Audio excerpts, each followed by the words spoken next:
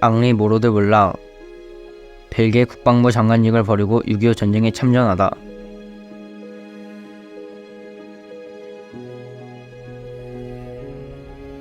벨기에 정부는 한국에서 일어난 전쟁에 대한 지원 방안을 논의하기 위해 회의를 열었다. 제2차 세계대전이 끝난 지 얼마 되지 않았으니 전쟁 물자를 보내는 게 좋겠습니다. 그럽시다. 허나 유엔에서 유엔군을 파병한다고 했는데 물자만 지원해도 괜찮을까요? 우리도 아직 복구가 안 된 곳이 많습니다. 유엔에 가서 우리 입장을 잘 설명하겠습니다. 물자도 필요하지만 한국이 필요한 건 군대입니다. 군대를 보내야 합니다. 국방장관님 말씀도 옳지만 전쟁이 끝난 지 겨우 5년밖에 안 됐어요. 우리 젊은이들을 전쟁터에 보낼 수는 없습니다. 여러분, 우리 벨기에는 열강대 틈바구니 속에서 살고 있는 작은 나라입니다. 한국도 마찬가지이고요. 같은 처지의 나라끼리 서로 도와야 하지 않겠습니까? 그의 설득대로 벨기에는 3,500명의 병력을 한국으로 보냈다. 그가 바로 벨기에 국방부 장관이자 상원 의원인 앙리 모로드 블랑이었다. 시몽 피에르 노통부. 시몽 피에르, 자네가 여긴 웬일인가? 저도 이번 한국에서 일어난 전쟁에 참전하고 싶어서 왔습니다. 올해 몇 살이지? 17살입니다. 우리 벨기에군은 19세가 되어야 입대가 가능하다는 걸 알고 있나? 네, 알고 있습니다. 그래서 아버지 친구이신 물랑 소련님을 찾아온 겁니다. 하하하. 자원 입대하고 싶으면 19세가 되는 내후년에 오게. 하지만 전쟁이 끝나면 어찌합니까? 그건 그때 생각해보고 이왕 왔으니 차라도 한잔하고 가게나. 아닙니다. 내후년에 입대하려면 체력부터 키워야겠네요. 실례했습니다, 국방부 장관님. 아버지 노통부 남작에게 안부나 전해주게. 네. 소녀는 아쉬움을 뒤로하고 국방부 장관 집무실을 나섰다. 그를 바라보는 물랑은 흐뭇한 표정을 지었다. 이번 6.25 전쟁에 참전하는 것을 달갑지 않게 생각하는 귀족들이 있다는데 귀족 출신 소년이 자유와 평화를 위해 참여하겠다니 진정한 노블레스 오블리주구만. 노통부 남작이 아들은 아주 잘 키웠어.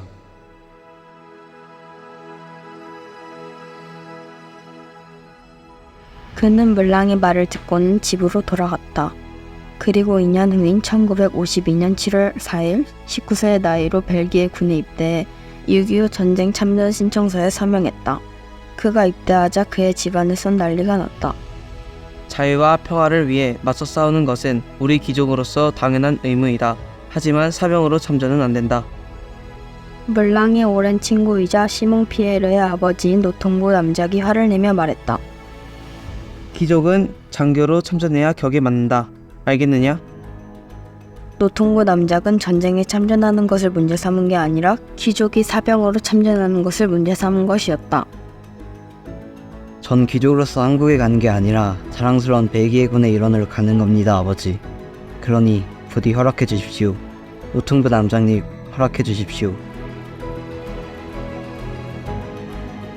알겠다. 허락하마. 하지만 몸 조심해야 한다. 알겠지? 네, 아버지.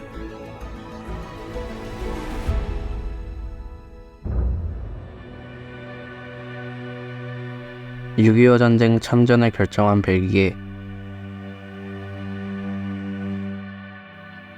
1950년 6월 25일 북한군의 기습 남침으로 발발된 6.25 전쟁은 유엔군이 참전하면서 국제전이 되었다.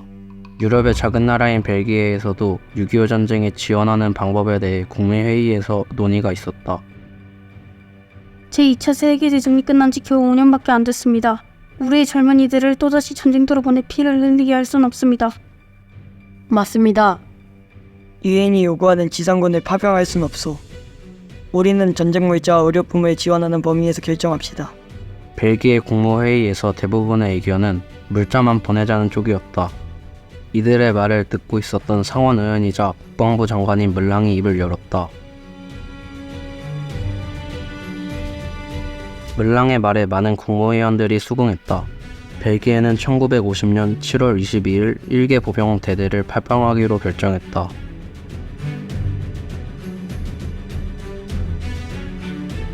국방부 장관직을 버리고 재입대를 결정한 앙리 모로드 블랑. 뭐라고? 레오폴드 3세 폐하에 대해 이회의 반대가 있다고? 그렇다고 합니다. 장안의 의원들은 독일 나치에 의해 폐위되신 레오폴드 3세 폐하가 제2차 세계대전 중 독일에 항복하고 영국 망명 정부에 합류하지 않은 행적을 지적하며 왕위 장려를 따지고 있다고 합니다. 정부의 대응은 그게 일부 국무위원들은 의원들의 말에 동조하고 있다고 합니다. 이런 감히 폐하께. 왕정주의자였던 물랑은 정치권이 레오폴드 3세에 대해 비판을 늘어놓자 국방부 장관직을 버렸다. 그러고는 한국 파병을 위해 창설된 벨기에 유엔군 사령부에 재입대하기로 했다. 의원님 모르셨습니까? 벨기에 유엔군 사령부에서 자원 입대를 받고 있던 대위 한 명이 재입대 서류를 가져온 물랑을 보며 말했다. 뭘 말인가? 출생증명서와 예방주사를 맞았다는 서류. 또 뭐가 더 필요한 건가? 의원님이 상원 의원님이시기 때문에 법률사 재입 등은 물론이고 파병 역시 불가합니다.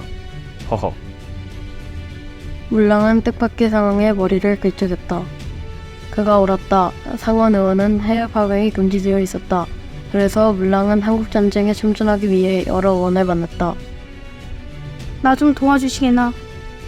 하지만 법을 바꾸려면 꽤 복잡하지 않은가?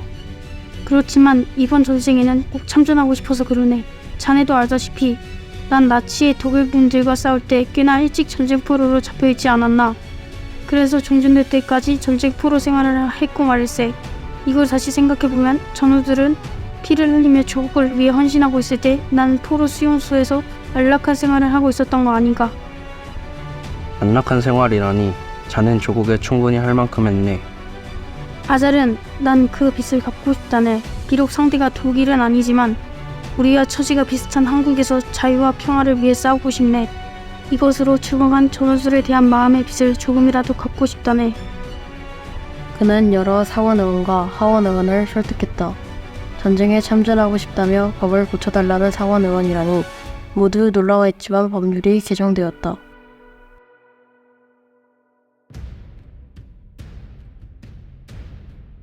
마침내 6.25 전쟁에 참전하다. 꽝. 그의 재입대 서류에 도장이 찍혔다. 원래 계급은 중령이었지만 통신장교 소령으로 계급을 낮추어 6.25 전쟁에 참전했다. 그의 나이 50세였다. 크레하이 중령이 벨기에 룩셈부르크 연합부대를 이끌었다. 병력은 벨기에 한 개 대대 900명과 룩셈부르크는 한 개 소대 44명이었다. 3년의 전쟁 기간에 벨기에는 3,498명이, 룩셈부르크는 89명이 참전했다. 벨기에군은 106명이 전사하고 350명이 부상당하는 희생을 치렀다. 1951년 4월 22일 벨기에 룩셈부르크 연합부대는 영연반 29여단에 배속되었다. 중국군의 층계 공세 당시 벨기에 룩셈부르크 연합부대는 연천군 금굴산을 방어하고 있었다. 물랑 소령님, 그리고 제군들. 작전회의에 여러 명의 장교가 참석한 가운데 크레하이 중령은 전직 법무부 장관이자 국방부 장관이었던 물랑을 예우해 주었다. 네, 중령님. 만일 이곳이 중국군에게 함락되면 전국과 연천, 철원을 잇는 도로가 차단된다. 그럼 유엔군이 큰 위험에 빠질 수 있으니 우리 연합부대가 이곳을 꼭 방어해야 한다. 크레하이 중령은 지휘봉으로 지도를 가리키며 말했다. 네, 중령님. 장교들은 우렁찬 목소리로 중령의 말에 답했다. 벨기에 룩셈부르크 연합부대는 금굴산 주변의 지뢰를 대설하고 곳곳에 참호를 만들어 강력한 진지를 구축했다. 康康康. 지뢰 터지는 소리가 곳곳에서 들리기 시작했다. 중국군의 공격이 시작된 것이었다. 중국군은 앞에서 지뢰가 터져도 아랑곳하지 않고 산을 기어 올라왔다. 곳곳에 구축한 참호에서 벨기에 룩셈부르크 연합부대의 중화기가 불을 뿜었다. 따따따따따따. 밤새 격전을 치르고 아침이 되자 금굴산은 중국군의 시체로 뒤덮여 있었다. 중령님, 물랑 소령이 창으로 다급하게 들어왔다. 네, 소령님, 무슨 일입니까? 지금 중국군이 임진강 교량을 장악했다고 합니다. 교량을요? 네, 우리 연합부대는 꼼짝없이 포위된 상태입니다. 이런. 우선 미국에 탱크를 지원 요청하겠습니다. 또한 항공 지원도 요청하겠습니다. 그러니 철수 명령을 내려주십시오. 알겠습니다, 소령님. 콩파니 대위, 지금 당장 전원 철수 명령을 내리게. 네, 중령님. 물랑은 유엔군에 지원 요청을 했다. 철수 준비가 끝난 무렵 저 멀리서 미군 탱크 소대가 중국군이 장악하고 있던 교량을 돌파하고 연합부대로 달려왔다. 또 미군의 폭격기들이 날라와 중국군의 폭탄을 떨어뜨려 연합부대의 철수를 도왔고 마침내 중국군을 퇴역시켰다.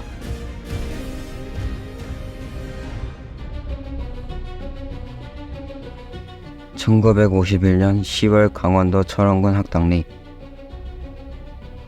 병력이 많이 모자랍니다, 중령님. 본대에 계속 지원 요청은 하고 있지만 후발 부대가 부산에서 이곳까지 오는 게 계속 늦어지고 있다고 합니다. 1951년 2월 초기에 투입된 연합부대원들은 그 시기를 맞아 한국을 떠났고 이들과 교대하기 위한 후발 부대는 아직 도착하지 않은 상태였다. 원래는 900명이 있어야 하는데 학당리에 배치된 병력은 고작 500명이 조금 넘었다. 이 병력으로 중국군의 사단 병력과 싸워야 했다. 10월 12일 밤 11시 30분 중국군 141사단은 일제히 벨기에 룩셈부르크 연합부대를 공격하기 시작했다. 연합부대는 이들이 올라오는 길목마다 철조망과 중화기를 배치했다. 처음에는 중국군을 패퇴시켰지만 끝없이 몰려오는 중국군을 막아내기에는 무리였다. 한때 연합부대의 사령부가 함락되기는 했지만 벨기에 룩셈부르크 연합부대원들은 용감하게 싸웠다. 그 기세에 밀린 중국군은 수많은 시체를 남겨두고 퇴각했다. 상대적으로 적은 방력으로 싸워 이긴 벨기에 룩셈부르크 연합부대로 인해 유엔군은 철원에서의 확고한 우위를 차지하게 되었다.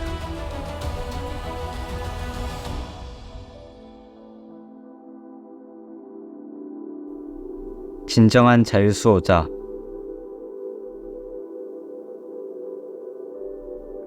물랑은 중령으로 진급한 뒤 벨기에로 돌아왔다. 다시 정치인으로 변신하여 1968년까지 리에주에서 상원의원을 지냈다. 또 1968년에 참전 공로를 인정받아 남작 자규를 받았으며 1992년 숨을 거뒀다. 대한민국 정부는 벨기에 룩셈부르크 연합부대에 혁혁한 공을 기려 1975년 9월 경기도 동두천에 참전 기념탑을 세웠다. 자유와 평화의 신념으로 전투에 참여하여 고귀한 피를 흘린 전 사상자의 이름 위에 하나님의 축복이 있을 것이오. 벨기에에는 한국 박물관이 있다. 박물관에 들어서면 이러한 문구를 볼 수 있다. 잊혀진 전쟁. 그러나 박물관을 나설 때는 이러한 문구를 볼 수 있다.